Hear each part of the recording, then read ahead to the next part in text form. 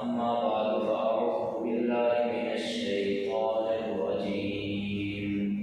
بسم الله الرحمن الرحيم. فصل لربك وانحر. صدق الله العظيم. اللهم صل على محمد وعلى آل محمد كما صليت على إبراهيم وعلى آل إبراهيم إنك حميد مجيد. اللهم بارك على محمد وعلى آل محمد كما باركت على إبراهيم وعلى آل إبراهيم إنك حميد مجيد. برادران اسلام، دوستوں، بزرگوں اور بھائیوں، آج کے جمعۃ المبارک کے خطبہ میں قربانی کے حوالے سے کچھ باتیں عرض کرنی ہیں۔ قربانی کی تاریخ، قربانی کی فضیلت، قربانی کا حکم، قربانی میں کون سے جانور ذبح کرنے ہیں اور ان جانوروں کی عمر اور شرکاء اور ان کی تعداد، یہ چند مسائل آپ کے سامنے رکھنے ہیں۔ جہاں تک قربانی کی تاریخ کا تعلق ہے تو جب سے دنیا آباد ہوئی، حضرت آدم علیہ السلام دنیا میں تشریف لائے، اس دن سے قربانی شروع ہے۔ سب سے پہلے حضرت آدم علیہ السلام کے بیٹے حابیل اور قابیل نے قربانی پیش کی۔ حابیل نے ایک مینڈا ذبح کیا، قابیل نے کھیتی کی پیداوار پیش کی۔ اس وقت قربانی کی قبولیت کی علامت یہ ہوتی، آسمان سے آگ آتی، اسے جلا کے چلی جاتی۔ یہ علامت تھی کہ یہ قربانی اللہ کے دربار میں قبول ہو گئی۔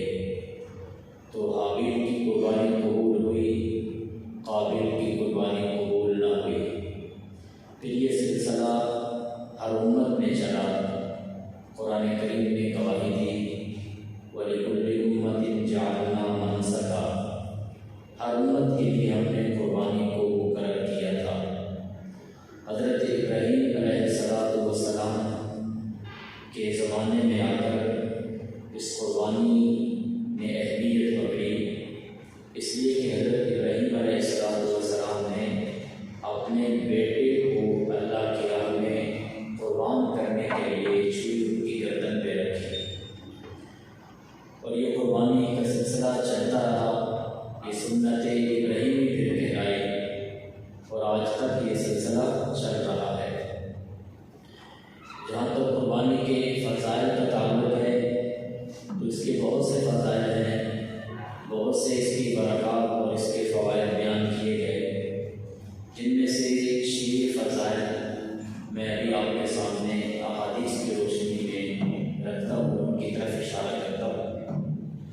قربانی کی سب سے پہلی فضیلت، قربانی وہ عمل ہے جس سے انسان کا دامن نیکیوں سے بھر جاتا ہے۔ اس عمل پر بے شمار نیکیاں ملتی ہیں، اتنی نیکیاں لکھی جاتی ہیں نامہ اعمال میں کہ جن کو ہم شمار بھی نہیں کر سکتے۔ حضرت زید بن ارقم رضی اللہ تعالیٰ عنہ سے روایت ہے، رسول اللہ صلی اللہ علیہ وسلم نے ارشاد فرمایا، صحابہ کرام نے جب پوچھا ما هذه الاضاحی، کہ اللہ کے حبیب یہ قربانیاں کیا ہیں، ان کی کیا حقیقت اور کیا تاریخ ہے؟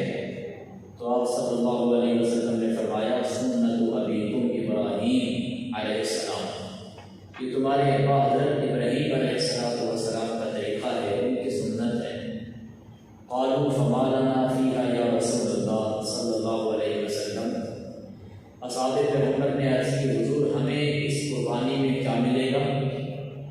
تو آپ صلی اللہ علیہ وسلم نے ارشاد فرمایا بکل شاۃ حسنہ، ہر بال کے بدلے ایک نیکی ملے گی، قربانی کے جانور کے ہر بال کے بدلے ایک نیکی ملے گی۔ صحابہ کرام عرض کرتے ہیں فصوف یا رسول اللہ صلی اللہ علیہ وسلم، یہ جو اون والا جانور ہوتا ہے اس کے تو بہت سے بال ہوتے ہیں، تو کیا اون والے جانور میں بھی ایک ایک بال کے بدلے نیکی ہے؟ قال بکل شاۃ من الصوف حسنہ، آپ نے فرمایا ہاں اون والے جانور میں بھی بال کے بدلے نیکی ہے۔ اللہ کے خزانوں میں کیا کمی ہے؟ اس کے خزانوں میں تو کوئی کمی نہیں ہے۔ تو اس سے آپ اندازہ لگائیں کہ قربانی کی کتنی یہ بڑی فضیلت بیان کی گئی، اس سے بڑھ کر کیا ثواب ہوگا، اس سے بڑھ کر ارحم الراحمین کی کرم نوازی کیا ہوگی کہ ایک قربانی سے انسان کو ہزاروں لاکھوں کروڑوں نیکیاں دی جاتی ہیں۔ اور پھر جانور کے بدن پر جو بال ہوتے ہیں ہم صبح سے شام تک انہیں گننا چاہیں تو گن نہیں سکتے، یعنی چند ہزار کے عوض بے شمار نیکیاں کمائی جا سکتی ہیں۔ اس لیے بڑھ چڑھ کر قربانی میں حصہ لینا چاہیے۔ اور پھر ہماری شریعت کا یہ قانون ہے من جاء بالحسنہ فلہ عشر امثالھا، جو ایک نیکی لائے گا اسے 10 گنا اجر ملے گا۔ عجب ماجرا ہے کہ بروز عید قربان، عجب ماجرا ہے کہ بروز عید قربان، وہی قتل بھی کرے وہی لے الٹا ثواب۔ تو قربانی کی پہلی فضیلت یہ ایسا عمل ہے جس سے بے شمار نیکیاں کمائی جا سکتی ہیں۔ دوسری فضیلت قربانی وہ عمل ہے کہ جب بندہ یہ عمل کرتا ہے تو وہ اللہ کی حفاظت میں آ جاتا ہے، اللہ کی حفاظت کا اس پر پہرا ہوتا ہے۔ چنانچہ سیدنا علی المرتضیٰ سب کہہ رضی اللہ تعالیٰ عنہ، آپ سے ایک روایت ہے حضرت علی رضی اللہ تعالیٰ عنہ کی محبت ہمارے ایمان کی پہچان ہے، ہمارا ایمان ہے، اہل سنت کی یہ پہچان ہے محبت علی۔ یہ محدثین نے ابواب قائم کیے ہیں، حب الانصار و حب علی، انصار کی محبت، علی کی محبت۔ آپ صلی اللہ علیہ وسلم نے باقاعدہ ان کی محبت کا اپنی امت کو حکم فرمایا ہے، اس لیے کہ انصار سے بھی کافر جلتے تھے کہ انہوں نے مہاجرین کی مدد کی، ان کی وجہ سے اسلام پھیلا، یہ اسلام کی اشاعت کا ذریعہ بنے، انہوں نے اہل اسلام کی نصرت کی، ان سے بھی چلتے تھے۔ اور حضرت علی المرتضیٰ کی شجاعت، بہادری، آپ کی جرأت جو اسلام کے اندر تھی، اس کو بھی دیکھ کر لوگ چلتے تھے۔ تو آپ صلی اللہ علیہ وسلم نے انصار کی محبت کا اعلان فرمایا کہ انصار سے محبت کرنا یہ ایمان کی نشانی ہے، انصار سے دوست رکھنا یہ نفاق کی علامت ہے۔ اسی طرح آپ صلی اللہ علیہ وسلم نے حضرت علی المرتضیٰ رضی اللہ تعالیٰ عنہ کی بے محبت کا حکم فرمایا، اور آپ نے فرمایا کہ علی تجھ سے محبت مومن ہی رکھے گا اور تجھ سے بغض منافق ہی رکھے گا۔ حضرت علی المرتضیٰ رضی اللہ تعالیٰ عنہ کو اللہ نے جو شجاعت، جو بہادری، جو جرأت عطا فرمائی تھی، وہ رہتی دنیا تک ایک مثال ہے۔ آپ صلی اللہ علیہ وسلم کی جو صفات تھی وہ صحابہ کرام کے اندر اتری، صحابہ کرام اس کا نمونہ تھے۔ اگر آپ علیہ السلام کی صداقت دیکھنی ہے تو سیدنا صدیق اکبر کو دیکھیں، اگر آپ صلی اللہ علیہ وسلم کی عدالت دیکھنی ہے تو سیدنا فاروق اعظم کو دیکھیں، اگر آپ صلی اللہ علیہ وسلم کا حیا، آپ کی سخاوت دیکھنی ہے تو حضرت عثمان بن غنی کو دیکھیں، اگر آپ صلی اللہ علیہ وسلم کی شجاعت، بہادری، جرأت کو دیکھنا ہے تو سیدنا علی المرتضیٰ رضی اللہ تعالیٰ عنہ کی سیرت کا مطالعہ کریں۔ بڑے بڑے پہلوان آپ کے سامنے جھک جاتے تھے، بڑے بڑے پہلوانوں کو حضرت علی المرتضیٰ رضی اللہ تعالیٰ عنہ نے جھکا کے رکھا۔ یہ غزوہ خندق کا ایک واقعہ ہے بڑا مشہور، بہت بڑا پہلوان آپ کے سامنے آیا۔ غزوہ خندق شوال کا مہینہ تھا، یہ واقعہ پیش آیا 28 ذی الحجہ تھی جب کافر بھاگے تھے، جب کافر پیٹ پھیر کر بھاگے تھے 23 ذی الحجہ تھی، آج 24 ذی الحجہ ہے۔ تو تھوڑا سا اشارہ میں کرنا چاہتا ہوں اس مناسبت سے کہ غزوہ خندق کے وقوع کی کا سبب اور وجہ یہ بنی کہ جو بنی نذیر تھا، یہودیوں کا ایک قبیلہ، ان کو اہل اسلام نے مدینہ سے نکالا تھا کیونکہ انہوں نے غداری کی تھی، منافقت کی تھی۔ یہ خیبر میں جا کر آباد ہو گئے تھے اور خیبر میں رہ کر مسلمانوں کے خلاف سازشیں کرنے لگے۔ جب غزوہ احد ہوا 3 ہجری میں اور اس کے اندر بظاہر شکست ہوئی مسلمانوں کو، تو ان کو ایک بڑا موقع ملا مسلمانوں پہ حملہ کرنے کا اور اسلام کے خلاف سازش کرنے کا۔ تو قبیلہ بنو نذیر کے کچھ سردار مکہ مکرمہ آئے اور قریش کے لوگوں سے ملے اور ان کو اسلام کے خلاف، مسلمانوں کے خلاف جنگ کرنے پر ابھارا اور آمادہ کی، اور جو مضافات کے قبائل تھے ان کو بھی ملے۔ قبیلہ بنو غطفان سے انہوں نے کہا کہ ہم خیبر کی جو آمدنی ہے، کھجور وغیرہ، ہم آدھی آمدنی تمہیں دیا کریں گے، لیکن تم ہمارا ساتھ دو، مسلمانوں کے خلاف جنگ کرنی ہے۔ چنانچہ قبیلہ بنو غطفان نے بھی ساتھ دیا، بہت سے قبائل جمع ہوئے۔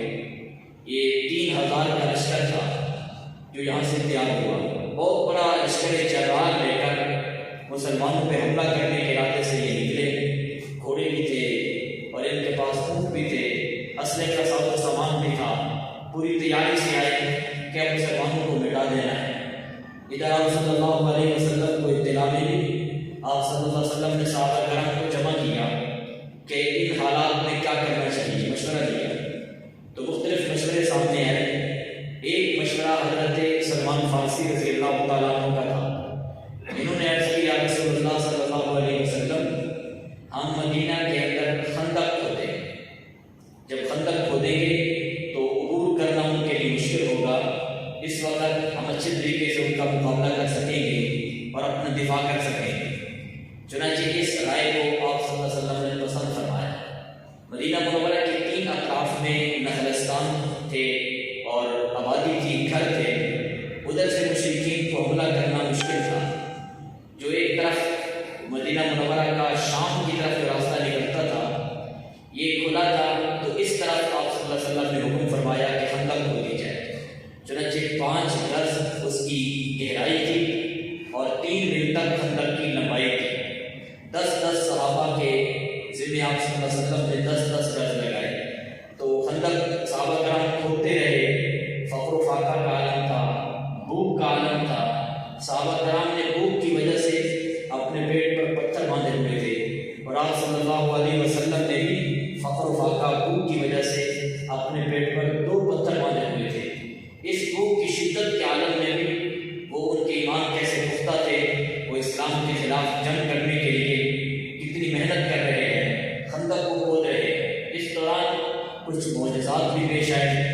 کھودتے کھودتے ایک چٹان سامنے آئی، صحابہ کرام نے کافی زور لگایا، محنت کی کہ اس کو کس طرح توڑا جائے، لیکن وہ چٹان ٹوٹ نہیں رہی تھی۔ پھر آپ صلی اللہ علیہ وسلم سے عرض کی گئی تو آپ علیہ السلام کو تشریف لائے اور کدال لے کر بسم اللہ پڑھ کے آپ نے 3 ضربے لگائے۔ ہر ضرب پر ایک روشنی نکلتی تھی۔ 3 ضربوں کے اندر وہ چٹان ریزہ روزہ ہو گئی، اور اس روشنی میں جو علاقے دکھائی دیے، آپ صلی اللہ علیہ وسلم نے فرمایا میری امت ان علاقوں کو فتح کرے گی۔ اور ایک معجزہ یہ بھی پیش آیا کہ جب یہ بھوک کا عالم تھا، حضرت جابر رضی اللہ تعالیٰ عنہ کہتے ہوئے اسے برداشت نہ ہوا کہ امام الانبیاء صلی اللہ علیہ وسلم اس قدر بھوک کے عالم میں ہوں۔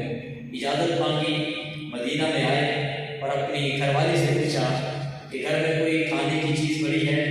تو گھر والی نے کہا 3 سیر جو پڑے ہیں اور ایک بکری کا بچہ ہے، اس کے علاوہ تو کچھ نہیں ہے۔ تو حضرت جابر نے فرمایا تم 3 سیر جو کا آٹا بناؤ اور میں بکری کا بچہ ذبح کرتا ہوں، آپ صلی اللہ علیہ وسلم کی دعوت کرتے ہیں۔ چنانچہ حضرت جابر نے بکری کا بچہ ذبح کیا، اس کا گوشت بنایا۔ ادھر آپ کی گھر والی نے وہ آٹا تیار کیا۔ حضرت جابر پھر وہاں سے چلے تو بیوی نے کہا اس بات کا خیال رکھنا، کھانا تھوڑا ہے، آپ صلی اللہ علیہ وسلم سے کہہ دینا چند اصحاب ساتھ لے کے آئے کہ یہ نہ ہو کہ سارے حضرات آ جائیں اور پھر میری رسوائی ہو۔ حضرت جابر رضی اللہ تعالیٰ عنہ نے آپ صلی اللہ علیہ وسلم سے آہستہ جا کر عرض کی، حضور میں نے آپ کی دعوت کی ہے، کھانا تھوڑا ہے، چند اصحاب لے کر آپ تشریف لائیں۔ آپ صلی اللہ علیہ وسلم نے اعلان فرمایا کہ میرے صحابہ آج ہماری دعوت ہے حضرت جابر کے گھر۔ چنانچہ 1000 صحابہ کرام کا لشکر لے کر 1000 اپنے اصحاب کو لے کر حضرت جابر کے گھر پہنچے۔ حضور علیہ السلام نے حضرت جابر سے فرمایا تھا کہ گھر والی سے کہنا جب تک میں آ نہ جاؤں اس وقت تک ہانڈی بھی نہیں اتارنی، روٹیاں پکانے بھی نہیں شروع کرنی۔ آپ صلی اللہ علیہ وسلم نے اپنا مبارک لعاب ہانڈی میں ڈالا اور پھر روٹیاں پکانے کا حکم دیا بسم اللہ پڑھ کے، تو اللہ کی طرف سے ایسی برکت ہوئی۔ آپ صلی اللہ علیہ وسلم وہ خود سالن ڈال کر روٹی پہ رکھ کر دیتے رہے، حضرت جابر صحابہ میں تقسیم کرتے رہے، سب صحابہ نے سیر ہو کر کھا لیا۔ وہ ہانڈی بھی اسی طرح پڑی تھی اور روٹیاں بھی اسی طرح ہی بچی ہوئی تھی۔ حضور نے فرمایا انہیں اپنے محلے کے اندر تقسیم کر دو۔ کسی نے حضرت جابر سے پوچھا اس وقت تم کتنے لوگ تھے؟ حضرت جابر نے کہا اس وقت ہم 1000 تھے، اور پھر کہا اگر اللہ کی قسم ہم 1,00,000 بھی ہوتے تب بھی وہ کھانا سب کو پورا ہو جاتا۔ تو یہ خندق کھودتے رہے۔ جب خندق کھودنے کے بعد صحابہ کرام فارغ ہوئے تو ادھر سے کافروں کا لشکر بھی پہنچ گیا تھا، اور جب کافروں نے یہ خندق دیکھی تو پہلی مرتبہ ان کے سامنے یہ معاملہ پیش آیا۔ کبھی پہلے اس سے کوئی واسطہ نہیں پڑا تھا کیونکہ یہاں یہ رواج نہیں تھا، ایران کے اندر یہ رواج تھا۔ حضرت سلمان فارسی رضی اللہ تعالیٰ وہاں سے دیکھ کر آئے تھے تو انہوں نے مشورہ کیا تھا۔ اب ان کے لیے مشکل تھا کہ اس حالت میں مقابلہ کیسے کیا جائے، تو ایک ہی تدبیر ان کے سامنے ہے کہ تیر اندازی کی جائے۔ چنانچہ تیر اندازی کا سلسلہ شروع ہوا، کئی دن تک تیر اندازی ہوتی رہی، اس میں کچھ مسلمان زخمی بھی ہوئے، لیکن ان کے سامنے کوئی ایسی اور شکل نہیں بن پائی کہ جس کی وجہ سے حملہ کر دیا جائے اور مسلمانوں کو مٹایا جائے۔ تو ایک دن انہوں نے سوچا کہ سب کے سب اکٹھے مل کر زبردست حملہ کرو۔ چنانچہ سب نے اس دن اکٹھے حملہ کیا۔ سب کافروں نے یکدم تیر برسانے شروع کیے، پتھروں کی بارش کی، اور یہ بڑا سخت دن تھا۔ اس دن مسلسل پورا دن تیروں کی بارش ہوتی رہی، پتھروں کی بارش ہوتی رہی، اور اسی دن آپ صلی اللہ علیہ وسلم کی 4 نمازیں بھی قضا ہو گئیں۔ لیکن جب کوئی اور شکل نہ بن پائی تو چند کافر جو اپنے وقت کے بڑے پہلوان سمجھے جاتے تھے، انہوں نے کسی طریقے سے اس خندق کو عبور کر کے مسلمانوں کے سامنے آئے اور آ کر دعوت کی مبارزت دینے لگے۔ کون ہے جو ہمارا مقابلہ کرے؟ ان میں ایک مشہور پہلوان جس کا نام عمر تھا، یہ بھی سامنے آیا اور اس نے آ کر کہا کون ہے جو میرا مقابلہ کرے؟ تو اس کا مقابلہ کرنے کے لیے حضرت علی مرتضیٰ رضی اللہ تعالیٰ عنہ نکلے۔ تو اس نے کہا تو بچہ ہے، میں تجھے قتل نہیں کرنا چاہتا۔ حضرت علی مرتضیٰ نے فرمایا تو مجھ سے آج بچ کر نہیں جائے گا، اور مجھے پسند ہے کہ میں آج تجھے جہنم رسید کر دوں۔ اسے طیش آیا اور اس نے حضرت علی پہ وار کیا۔ حضرت علی نے اس کے وار کو روکا، آپ کی پیشانی زخمی ہوئی۔ پھر حضرت علی مرتضیٰ نے وار کیا، آپ کے ایک ہی وار سے وہ بہت بڑا پہلوان جس کو اپنی بہادری پہ ناز تھا جہنم نصیب ہوا۔ اسی طرح حضرت علی مرتضیٰ نے کئی پہلوانوں کو مارا ہے۔ آپ کی شجاعت، آپ کی بہادری قیامت تک ایک مثال ہے جو اللہ نے آپ کو عطا فرمائی۔ یہ حضور صلی اللہ علیہ وسلم کی صفات تھی جو صحابہ کرام کے اندر اتری۔ اگر حضور علیہ السلام کی صفات کا عکس دیکھنا ہے تو صحابہ کرام کو دیکھیں، اگر آپ صلی اللہ علیہ وسلم کی شجاعت کو دیکھنا ہے تو حضرت علی مرتضیٰ رضی اللہ تعالیٰ کی بہادری کا مطالعہ کیا جائے۔ تو حضرت علی مرتضیٰ رضی اللہ تعالیٰ اس حدیث کے راوی ہیں جس حدیث میں قربانی کی یہ فضیلت بیان کی گئی کہ قربانی کرنے والا شخص اللہ کی حفاظت میں آتا ہے۔ حضرت علی مرتضیٰ فرماتے ہیں، آپ صلی اللہ علیہ وسلم نے ارشاد فرمایا یا ایھا الناس ضحوا واحتفوا بدمائها، فرمایا لوگوں قربانی کرو اور اس کا خون گرتے ہی ثواب کی امید رکھو، اس لیے کہ جب قربانی کے جانور کا خون زمین پر گرتا ہے تو قربانی کرنے والا بندہ اللہ کی حفاظت میں آ جاتا ہے۔ اور قربانی کی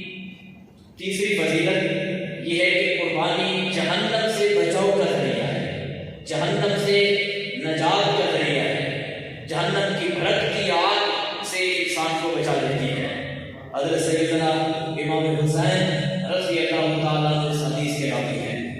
کون حسین؟ جنہوں نے یزیدیت کا نام و نشان مٹایا، جس حسین نے باطل کا نام و نشان مٹایا۔ آج یزید کا نام و نشان نہیں ہے، کوئی شخص اپنا نام یزید رکھنے کو، اپنی اولاد کا نام یزید رکھنے کو تیار نہیں ہے، لیکن حضرت امام حسین کا نام آج پوری دنیا میں ہر شہر میں، ہر گاؤں میں چمک رہا ہے۔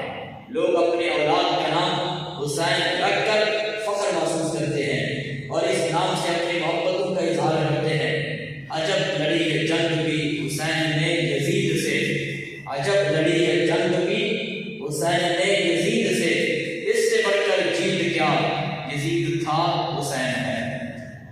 حضرت حسین وہ ہیں جنہوں نے امت کو استقامت کا سبق دیا ہے، صبر کا سبق دیا ہے، کہ اتنے لاشیں سامنے پڑے ہیں پھر بھی جب گھوڑے کی زید پہ آئے تو کس شان سے آئے، کس جرأت سے آئے کہ آواز ہے یہ کون سی وقار ہے، بلا کا شاہ سوار ہے، لباس ہے پھٹا ہوا غبار سے ہٹا ہوا، تمام جسم نازنین چھٹا ہوا کٹا ہوا، پھر بھی ہے ڈٹا ہوا، یہ نبی کا نور عین ہے، یہ بالیقین حسین ہے۔ حضرت امام حسین نے قیامت تک آنے والی امت کو یہ سبق دیا ہے کہ نماز کسی حالت میں بھی نہیں چھوڑی جا سکتی۔ میدان کربلا میں حضرت حسین جیسی عظیم ہستی کی عظیم جان جاتی ہے تو چلی جائے مگر نماز نہ جائے۔ قیامت تک کربلا کے میدان سے یہ آواز گونجتی رہے گی کہ نہ نازی کی ضرورت ہے نہ نیازی کی ضرورت ہے، میدان جنگ میں مردان غازی کی ضرورت ہے۔ کربلا سے اب بھی، کربلا کی ذرہ ذرہ سے اب بھی آتی ہے ندا، حسین ابن علی جیسے نمازی کی ضرورت ہے۔ تو حضرت امام حسین رضی اللہ تعالیٰ عنہ اس حدیث کے راوی ہیں، فرماتے ہیں کہ رسول اللہ صلی اللہ علیہ وسلم نے ارشاد فرمایا من ضحى طیبۃ نفسہ محتسبا لأضحیتہ کانت لہ حجاب من النار، کہ جس شخص نے دل کی خوشی سے ثواب کی امید پر قربانی کی تو یہ قربانی اس کے لیے جہنم سے پردہ بن جائے گی، یعنی جہنم کی آگ سے نجات کا ذریعہ بن جائے گی۔ اور قربانی کی چوتھی فضیلت یہ ایسا عمل ہے جو قربانی والے دن میرے اللہ کو سب سے زیادہ محبوب عمل ہے۔ اس عمل سے بڑھ کر قربانی والے دن بندے کا کوئی عمل اللہ کو زیادہ محبوب نہیں ہے۔ ام المؤمنین حضرت اما عائشہ رضی اللہ تعالیٰ عنہ بیان کرتی ہیں کہ رسول اللہ صلی اللہ علیہ وسلم نے ارشاد فرمایا ما عمل ابن آدم من عمل یوم النحر احب الی اللہ من احراق الدم، کہ قربانی والے دن بنی آدم کا کوئی عمل اللہ کو خون بہانے سے زیادہ محبوب نہیں ہے۔ لیکن قربانی والے دن ایک مومن کا عمل جو اللہ کو سب سے زیادہ محبوب ہے وہ قربانی کے جانور کا خون بہانا ہے، وہ قربانی کرنا ہے۔ اور پھر فرمایا وَإِنَّهُ لَيَأْتِي بِقُرُونِهَا وَأَشْعَارِهَا وَأَصْلَافِهَا، یہ قربانی والا جانور قیامت کے دن اپنے سینگوں کے ساتھ آئے گا، اپنے بالوں کے ساتھ آئے گا، اپنے کھروں کے ساتھ آئے گا۔ یعنی جانور کی یہ چیز ہے جسے ہم بیکار سمجھتے ہیں اور پھینک دیتے ہیں، جب ان کی نسبت قربانی کے ساتھ ہوگی تو یہ بیکار چیزیں قیمتی بن گئی، ان کے بدلے بھی نیکیاں ملے گی، ان کو بھی ترازو پہ رکھ کر تولا جائے گا اور اس کے بدلے بھی انسان کو قربانی کرنے والے مومن کو نیکیوں سے نوازا جائے گا۔ اور پھر فرمایا کہ قربانی کے جانور کا خون زمین پر گرنے سے پہلے اللہ کی دربار میں قبول ہو جاتا ہے، اسے شرف قبولیت مل جاتا ہے۔ تو جب اتنی بڑی فضیلت ہے قربانی کی کہ یہ اللہ کے ہاں محبوب ترین عمل ہے، جانور کی بیکار چیزیں ان کے بدلے بھی نیکیاں ملے گی، اس کا خون زمین پر گرنے سے پہلے رب کے دربار میں اسے شرف قبولیت عطا کیا جاتا ہے۔ اس لیے فرمایا فطیبوا بہا نفسا، دل کی خوشی کے ساتھ قربانی کیا کرو۔ اور پانچویں فضیلت قربانی کی یہ ہے کہ اس سے انسان کے گناہ معاف ہوتے ہیں۔ یہ قربانی مغفرت ذنوب کا ذریعہ ہے، بخشش خطاؤں کی بخشش کا ذریعہ ہے۔ حضرت ابو سعید خدری رضی اللہ تعالیٰ عنہ بیان کرتے ہیں کہ آپ صلی اللہ علیہ وسلم نے فرمایا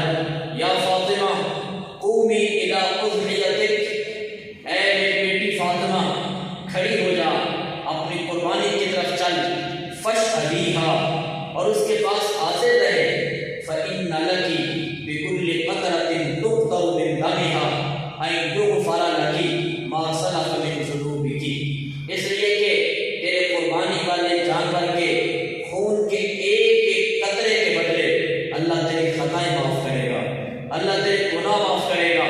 ایک اور روایت میں آیا یُجَاءُ بِلَحْمِهَا وَدَمِهَا، یُجَاءُ بِلَحْمِهَا وَدَمِهَا وَتُوزَعُ فِيهِ ذَلِكَ 70 ضعفا، یہ قربانی کا جانور قیامت کے دن اس کا خون، اس کا گوشت لایا جائے گا اور اس کو میزان میں رکھا جائے گا اور 70 گنا بڑھا کے تولا جائے گا، 70 گنا بڑھا کے اس کو تولا جائے گا۔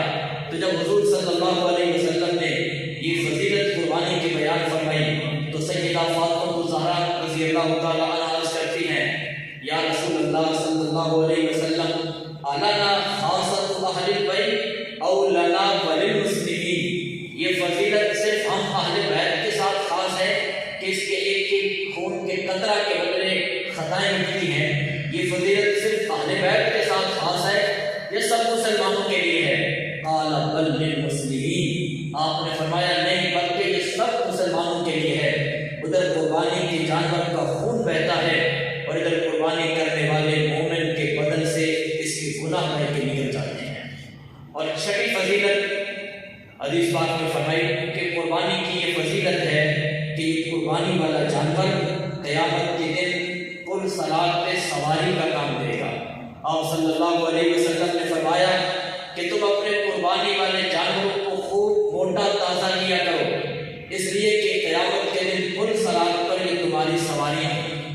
ایک صاحب تھے وہ قربانی نہیں کرتے تھے بلکہ قربانی والی جو رقم ہوتی تھی اس کو صدقہ خیرات کر دیتے تھے۔ تو ایک مرتبہ خواب دیکھا اور خواب میں کیا دیکھا کہ میدان معاشر قائم ہے، لوگ سواریوں پہ سوار ہیں لیکن یہ ویسے کھڑا ہے، تو اسے کہا گیا تجھے سواری نہیں ملے گی اس لیے کہ تو قربانی نہیں کیا کرتا تھا۔